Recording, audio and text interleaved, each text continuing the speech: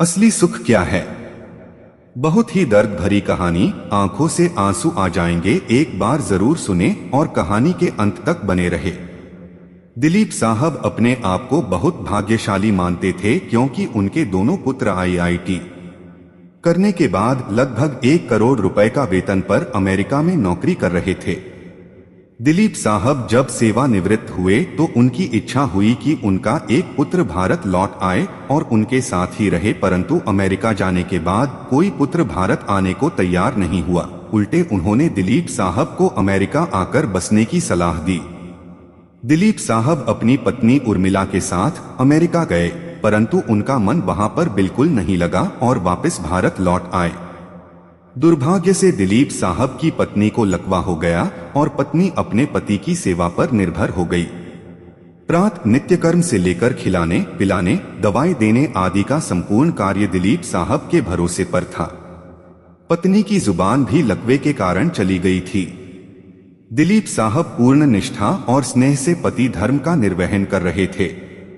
एक रात्रि दिलीप साहब ने दवाई वगैरह देकर अपनी पत्नी को सुलाया और स्वयं भी पास लगे हुए पलंग पर सोने चले गए। रात्रि के लगभग 2 बजे हार्ट अटैक से दिलीप साहब की मौत हो गई। पत्नी प्रातः 6 बजे जब जागी तो इंतजार करने लगी कि पति आकर नित्य कर्म से निवृत्त होने में उसकी मदद करेंगे। इंतजार करते करते पत्नी को किसी अनिष्ट की आशंका हुई। तब पत्नी स्वयं चलने में असमर्थ थी। उसने अपने आप को पलंग से नीचे गिराया और फिर घसीटते हुए अपने पति के पलंग के पास पहुंची। उसने पति को हिलाया डुलाया पर कोई हलचल नहीं हुई। पत्नी समझ गई कि दिलीप साहब नहीं रहे। पत्नी की जुबान लकवे के कारण चली गई थी। अत किसी को आवाज देकर बुलाना भी पत्नी के वश में नहीं था। घर पर और कोई सदस्य भी नहीं था। फोन बाहर ड्राइंग रूम में लगा हुआ था।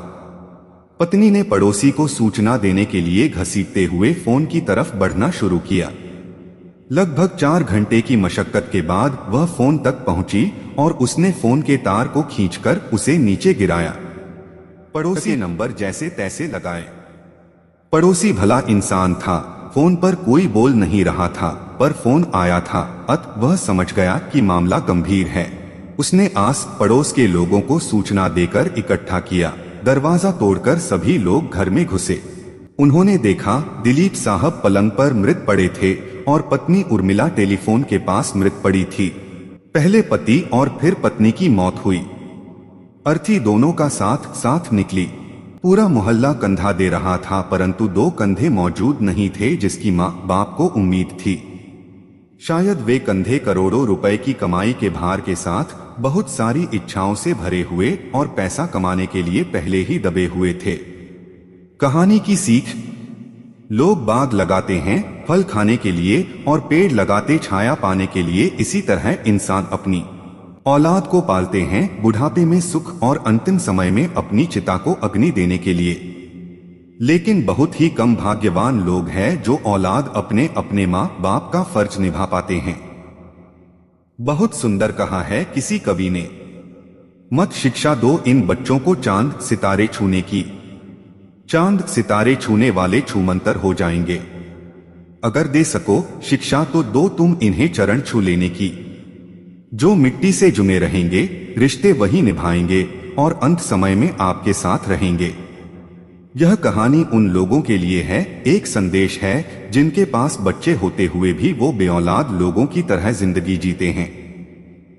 इस कहानी के द्वारा हमें यह सीख मिलती है कि धन दौलत चाहे कितना भी कमा लो पर अपने माँ बाप का सहारा अवश्य बनो, क्योंकि दुनिया में धन दौलत आप कहीं भी और कभी भी कमा सकते हैं, पर आप धन से अपने माँ बाप को नहीं खरीद सकते हो। दोस्तों, कहानी अच्छी लगी तो लाइक करें, शेयर करें, कमेंट करें और चैनल को सब्सक्राइब करें। Thank you.